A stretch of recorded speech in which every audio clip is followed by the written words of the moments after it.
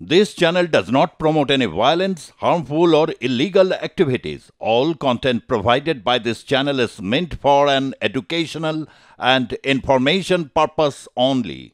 তিস্তার খাদে গিয়ে পড়ল একটি যাত্রীবাহী বাস। বাসটিতে 24 জনেরও বেশি প্যাসেঞ্জার ছিলেন এবং এই দুর্ঘটনায় 4 জনের মৃত্যু হয়েছে, আহত হয়েছেন 20 জন। বাসটি শিলিগুড়ি থেকে গ্যাংটক যাচ্ছিল।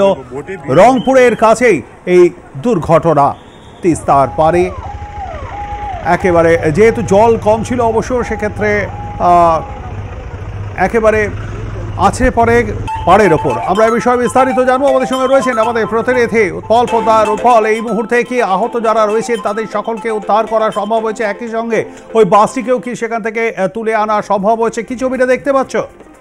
দেখো, এখনো উদ্ধার কাজ চলছে। অর্থাৎ বাসটি কিন্তু আছড়ে পড়ে এবং তিস্তার জলস্তর কম থাকায় কিন্তু ক্ষয়ক্ষতির পরিমাণটা অনেকটা কম হয়েছে। তবে 4 জনের ইতিমধ্যে মৃত্যু হয়েছে বলে আমরা জানতে পেরেছি এবং 20 জনের অধিক তারা কিন্তু আহত অবস্থায় রয়েছে। কিছুটা সিকিম, কিছু জনকে উত্তরবঙ্গ মেডিকেল কলেজ এবং শিলিগুড়ির উদ্দেশ্যে নিয়ে আসাও হয়েছে বলে এখনো পর্যন্ত জানা যাচ্ছে।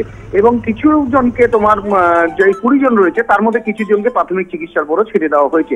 তবে যেটা জানা গিয়েছে যে আজ সকালবেলা যখন দুপুরবেলা যখন বাসটি তোমার সিকিমের উদ্দেশ্যে রওনা দেয়, সেই সময় কালিম্পং এবং সিকিমের মাঝে ভেটোভিরে তোমার এই ঘটনাটি ঘটে এবং এই ভেটোভির এলাকাতে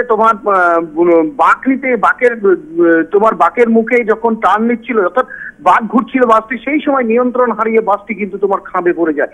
জলস্তর কম থাকায় কিন্তু তোমার উদ্ধারকারী দল সাথে সাথেই কিন্তু তোমার সেখানে পৌঁছে যারা আহত এবং নিহত হচ্ছে তাদেরকে উদ্ধার করে এবং তাদেরকে স্থানীয় যে হাসপাতালগুলো রয়েছে সেখানে পাঠিয়ে দেয় এবং যাদের অবস্থা গুরুতর হয় তাদেরকে কিন্তু উত্তরবঙ্গ মেডিকেল কলেজ এবং শিলিগুড়ির বিভিন্ন বেসরকারি হাসপাতালের উদ্দেশ্যে রওনা করানো হয়েছে।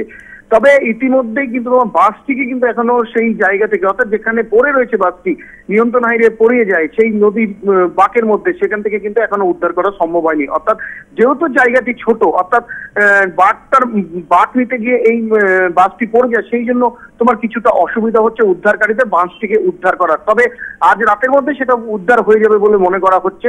তবে এই মুহূর্তে কিন্তু তোমার উদ্ধারকারী দল ঘটনাস্থলে রয়েছে এবং স্থানীয় পুলিশ এবং সিকিমের পক্ষ থেকেও কিন্তু বিশেষ টিম পাঠানো হয়েছে, সেখানটায় রয়েছে। ধন্যবাদ আমাদের সঙ্গে থাকবার জন্য উৎপল। কথা বলছিলাম আমাদের প্রতিনিধি উৎপল পোদ্দারের সঙ্গে।